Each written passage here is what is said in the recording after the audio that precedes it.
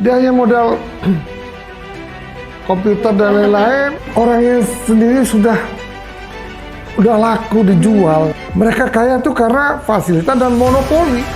Siapa yang ingin kaya, lakukanlah.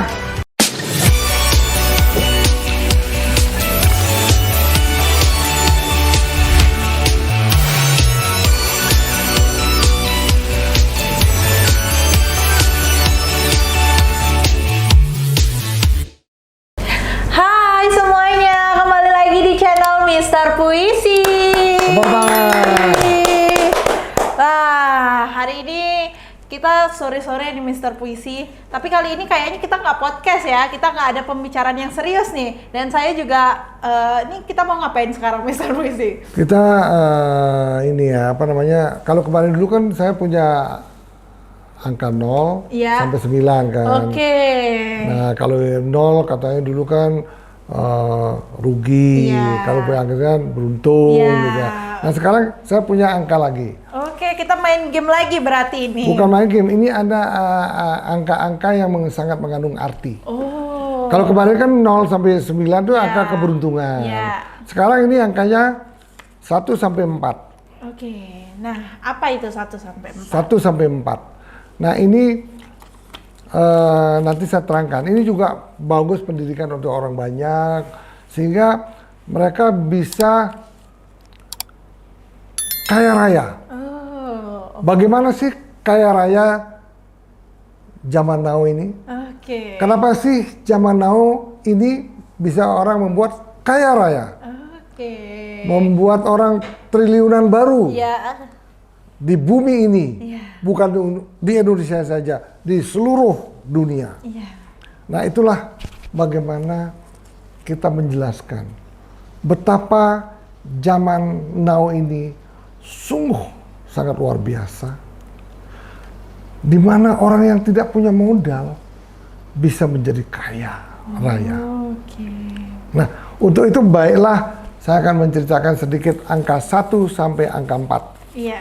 1, Iya. kemudian angka 2, Oke. kemudian angka 3, Iya. angka 4.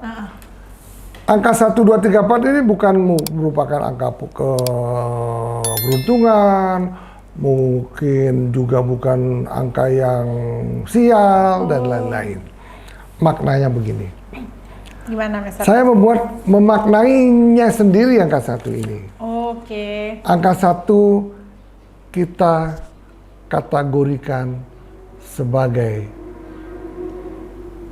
human leverage. Oke. Gimana? Oke, ingatlah ya. Iya, iya. Angka 1 ini adalah human, Ya, ini menarik nih ya. manusia itu sendiri. Iya. Karena manusia itu sendirilah membuat dia kaya. Iya. Coba kita namakan angka 1 ini human leverage. Oke? Oke. Setelah angka 1 Angka ada 2. angka 2. Oke, apa itu angka 2? Nah, angka 2 ini saya kategorikan dengan kata-kata capital leverage. Oh, oke. Tadi 1 human, sekarang kapital. Orang bisa membuat kaya karena manusianya, oke? Iya, benar. Dan ini bisa orang menjadi kaya zaman now karena kapitalnya. Oke. Oke? Ya. Kapital itu sangat bisa membuat kita kaya apabila kita bisa mengelolanya dengan baik. Banyak orang mengatakan, bagaimana menggunakan uang orang lain untuk berusaha, kemudian kita mendapat keuntungan yang sebesar-besarnya. Susah itu, Mas. Yang punya uang mendapat keuntungan. Ya. Kita tanpa modal pun Dapat. bisa mendapat keuntungan yang baik juga. Oke. Maka itulah kita namakan angka 2 ini capital leverage. Oke. Bagaimana dengan angka 3? Nah, angka 3 apa lagi nih, Mister Puisi? Angka 3 coba saya akan sebut sebagai media leverage. Oke, nah berhubungan semua ini ternyata ya. Kenapa media bisa membuat kaya? Nah. Wah, sudah banyak contohnya. Kita akan bahas satu persatu nanti. Iya. Media zaman dahulu kala bukan membuat kita kaya, justru membuat kita stres. Oke. Membaca harian yang cukup ternama di negeri ini. Iya. Kita hanya membaca, bacaan itu hanya menjadi ilmu pengetahuan kita. Kompas dimiliki orang lain, yang kaya yang pemilik medianya. Ya benar-benar. Tetapi kita membacanya tidak menjadi kaya karena sebuah media. Tetapi kita menjadi kaya ilmu. Ya. Bukan menjadi kaya raya, bukan menjadi banyak uang. Iya benar. Media leverage. Oke. Kemudian angka yang terakhir adalah angka 4. Oke. Coba Apa? kamu tebak angka 4 apa? Saya kurang tahu sih Mr. Puisi Oke. kalau angka 4-nya apa ya. Kalau nggak bingung tahu, ya. nanti ingatlah ada 4 angka yang sangat bermanfaat yang harus kamu tekuni semasih kamu masih muda. Iya. Angka 4 ini kenapa? Angka 4 ini kita kategorikan dengan teknologi. Oke, wah ternyata udah disebut ya teknologi. Teknologi IT. Ya. Kita namakan teknologi. Kenapa sebuah teknologi membuat orang kaya raya? Kita lihat aja Gojek. Iya. Kita lihat aja Shopee. Benar. Kita lihat aja Tokopedia. Dengan sebuah teknologi, perusahaan ini menjadi kaya raya. Benar. Itulah makna daripada 4 angka ini. Angka 1, saya katakan tadi adalah human Ya. leverage. Iya. Oke? Iya. Angka 2, saya katakan tadi capital leverage. Angka 3, kita kategorikan sebagai media leverage. Iya. Angka 4, inilah yang paling sulit untuk mencapai angka 4 ini. Teknologi leverage. Iya. Apa itu leverage? Leverage adalah bagaimana menggunakan dana kita sekecil-kecilnya, tapi kita mampu menggunakan dana yang besar yang dari orang lain, sehingga kita mendapat keuntungan yang sebesar-besarnya. Menggunakan uang orang, kita kelola, kita akan mendapat keuntungan juga yang sebesar-besarnya untuk kepentingan kita dan kepentingan orang lain yang punya uang. Iya. Nah, itulah namanya leverage. Iya. Leverage itu kita garakan 4 ya. Iya.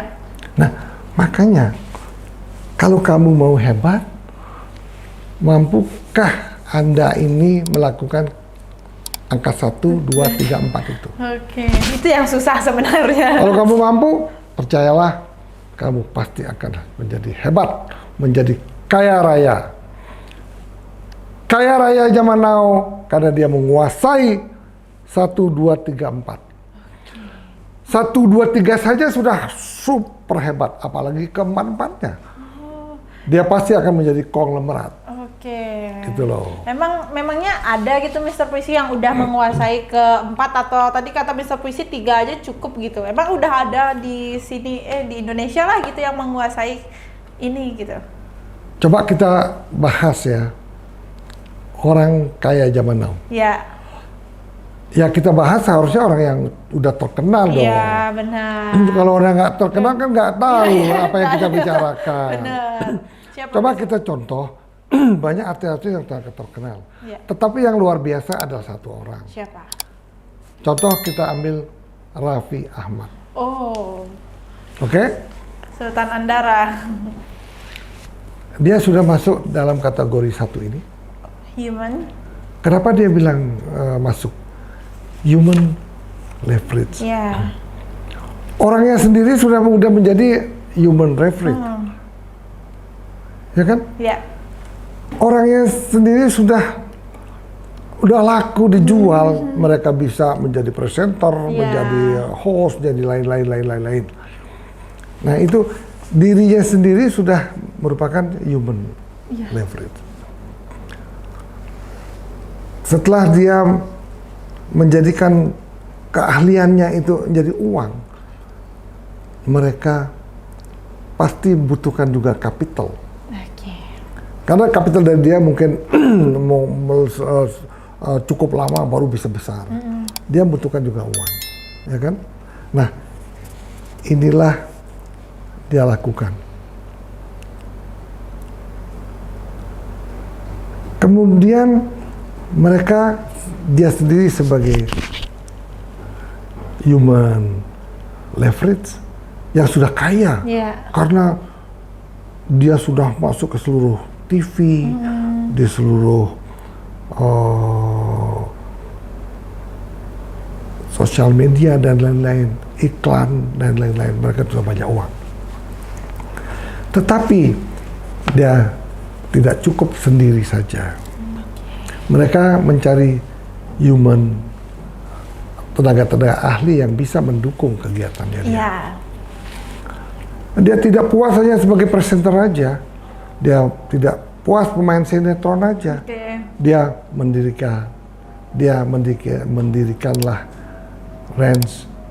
Rans Entertainment. Nah, dia sendiri kan tidak mungkin. Mencarilah human leverage yang lainnya, membuat sebuah tim, karena dia sudah mempunyai bargaining position yang cukup kuat. Brandingnya dia sendiri sudah kuat dan cukup ternama. Dengan tim ini dalam sekejap dia bisa mencetak uang dari kegiatan Rans Entertainment ini. Oke? Dia sudah menjadi orang sukses di bidang entertainment, sosial media, periklanan dan lain-lain. Tetapi angka 1 tidaklah dia bisa membuat sukses yang luar biasa. Kembali kita lihat angka 2. Kapital. Walaupun dia sudah punya kapital juga dengan kerjaan yang dia lakukan saat ini, mereka juga membutuhkan kapital yang luar biasa. Maka Rans Entertainment yang dia buat, dia mencari kapital dari luar. Perusahaan-perusahaan besar menyuntikkan dananya kepada Raffi Ahmad, dalam hal ini kepada Rans Entertainment. Sehingga value daripada perusahaan ini akan makin besar. Nah, kenapa orang menyuntikkan dana ke Rans Entertainment? Karena dia melihat value perusahaan ini dalam jangka 5-10 tahun ini akan menjadi sangat besar. Sehingga dia mendapat suntikan. Dengan mendapat suntikan ini, dia bisa berinvestasi di bidang-bidang lainnya. Misalnya di bidang persepak bolaan, investasi di bidang kebun binatang, membuat properti lain-lainnya. Nah, itu bisa menggerakkan semua potensi yang ada, oleh karena dia sudah memiliki angka 1, angka 2. Kemudian angka 3, sudah masukkan dia ke angka 3, sudah masuk. Karena media entertainment ini sudah luar biasa, mendapat iklan yang luar biasa. Sehingga dengan kepemilikan 3 leverage yang dimiliki oleh Raffi Ahmad ini, mereka value daripada perusahaan ini cukup besar saat ini. Nah, tetapi mungkin 5-10 tahun lagi value-nya akan menjadi lebih besar lagi. Sehingga orang berani menyuntikkan dananya karena return-nya udah ada dihitung. Dalam 5 tahun mereka udah kembali, dalam 10 tahun dia akan mendapat keuntungan 5 tahun. Nah, itulah menyebabkan dia sukses besar. Karena dia memiliki 3 leverage, 1, 2, dan 3.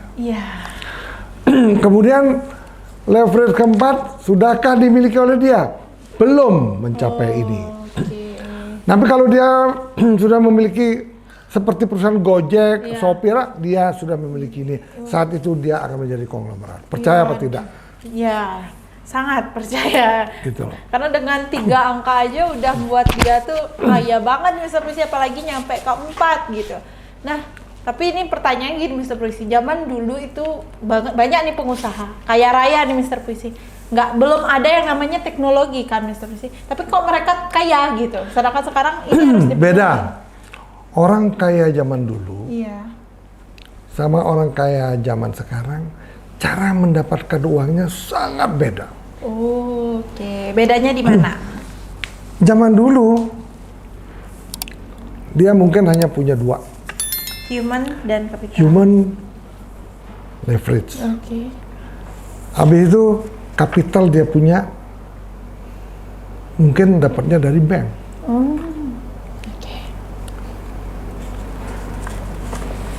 Dia human ini, nah contohnya misalnya, kita ngomong Salim Group aja deh. Iya. Nah kalau tadi kan Raffi Ahmad, Iya. sekarang Salim Group. Pada waktu itu dulu, Lim Suliong dulu itu, Salim Group ini, dia ahli pemasaran komoditi. Iya. Dia mengenal pejabat tinggi saat itu, mereka diberikan fasilitas. Iya. Karena dia punya dia sendiri human leverage cukup tinggi, jago jualan. Oke. Memberikan fasilitas, akhirnya dia berkembang. Karena dia hebatnya bukan karena humannya aja. Nah kalau dia menggunakan humannya, paling dia punya restoran, punya lain-lain, udah nggak bisa kaya lagi. Iya. Ada yang membantu fasilitas. Oke. Karena dia ada yang bantu fasilitas, kemudian dia mencapai kategori kedua. Mereka dapat uang dari perbankan. Mereka dapat uang dari orang lain juga. Iya. Mereka menggerakkan uang dari teman-temannya yang punya uang banyak, dia punya skill dan fasilitas. Mereka terbang. Oke. Mereka kaya tuh karena fasilitas dan monopoli. Saat itu. Iya. Tetapi saat sekarang tidak ada lagi monopoli di negeri ini. Kenapa saya bilang dia monopoli? Dia dulu mendapat fasilitas monopoli impor terigu, tidak boleh orang lain, dia sendiri. Sehingga produknya itu laku terjual, tidak bisa dilawan sama produk lain. Coba sekarang tidak ada monopoli, orang lain pun membuat produk yang sama, yang lebih murah lagi. Justru produk yang ada sekarang itu mungkin melebihi penjualannya melebihi produk dia karena lebih murah. Rasanya sama, harganya lebih murah. Sehingga sekarang mereka tuh terbagi lah. Khusus untuk produk tepung terigu ini mereka terbagi-bagi. Nah, maka sekarang ini jauh lebih baik. Terjadi pemerataan usaha. Iya. Akhirnya dia makin besar. Terjadi resesi 98. Oh, oke. Begitu besar juga goyang. BCA diambil oleh Jarum. Nah, karena mereka memang dasarnya sudah kuat, mereka mempunyai human leverage, mempunyai capital. Nah, capitalnya inilah yang membuat dia jatuh saat resesi yang sangat besar saat itu. Tetapi dengan peraturan pemerintah, dengan BPPN-nya, mereka bisa utuh kembali dengan menjual aset-asetnya, kemudian dia membayar hutangnya. Sehingga perusahaannya ramping kecil, tapi tetap bagus, tetap positif. Nah, sehingga mereka mempunyai saat ini menjadi konglomerat karena fasilitas yang diberikan oleh pemerintah. Dia tidak memiliki yang ketiga, dia tidak memiliki media. Nggak apa-apa, sekarang ini setelah dia jadi konglomerat, dia memiliki media, udah segala macam dia punya. Nah, inilah pengusaha zaman dulu kaya raya. Tetapi untuk Jarum sendiri, mereka memang dari nol sampai sekarang ini mereka sudah memiliki Keempat-empatnya. Hmm. Keempatnya udah dimiliki oleh dia. Iya. Ya kan? Nah, keempatnya mana? Mereka bikin sendiri itu perusahaan-perusahaan IT. Iya. Ya, sehingga mereka juga mempunyai perusahaan teknologi yang sangat menguntungkan karena punya modal besar. Iya. Itulah perbedaan orang kaya lama. Kenapa dulu bisa mereka kaya, Iya. dan orang kaya zaman now, kenapa dia tanpa modal bisa kaya? Iya. Nah, itulah arti angka 1 sampai nomor 4. Gitu loh. Oke, wah ini menarik sih ya Mister Puisi. Jadi berarti mungkin dapat disimpulkan ya Mister Puisi kalau di zaman sekarang itu kita harus pintar-pintar memanfaatkan teknologi ya Mister Puisi. Yang pertama jelas pasti ada yang tadi ada yang pertama human, terus ada kapital, terus ada media, yang terakhir ada teknologi.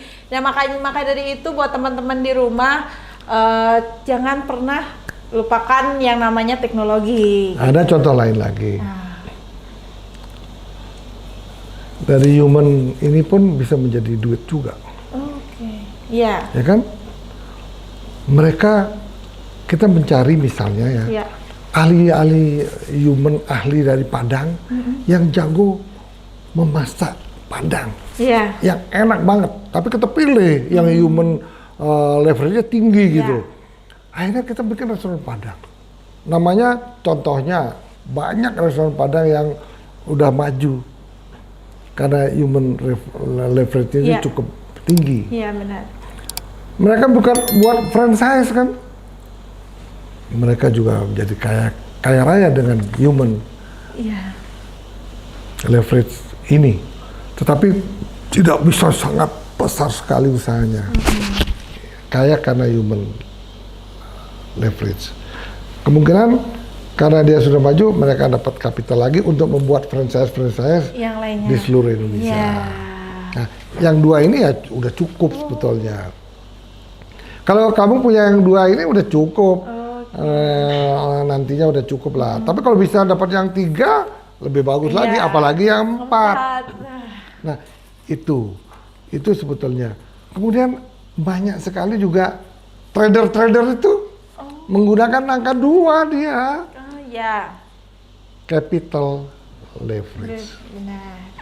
Dia hanya modal komputer dan lain-lain, mencari relasi, memainkan uangnya, menjalankan uangnya lewat trading. Ya, lewat trading. Trading komoditi dan lain-lain. Nah, sekarang itu banyak trading ini udah berguguran karena banyak penipuan. Iya. Karena trading dengan menggunakan robot dan lain-lain itu janganlah. Kalau misalnya trading bagaimana trading emas, komoditi itu mungkin masih bisa lah. Tetapi saya juga banyak yang menghubungi saya nggak mau main ini. Kenapa? Resikonya tinggi. Uang kita dijalankan oleh orang lain nggak begitu meyakinkan juga. Lebih bagus uang kita dijalankan untuk reksadana dan lain-lain mungkin lebih aman walaupun keuntungannya tidak terlalu besar gitu loh. Jadi itulah makna dari angka 1, 2, 3, 4. Siapa yang pingin kaya, lakukanlah 1 human leverage, yang kedua capital leverage, ketiga media leverage, dan keempat teknologi leverage. Kalau Anda mempunyai keempat-empatnya ini, Anda akan menjadi kaya raya.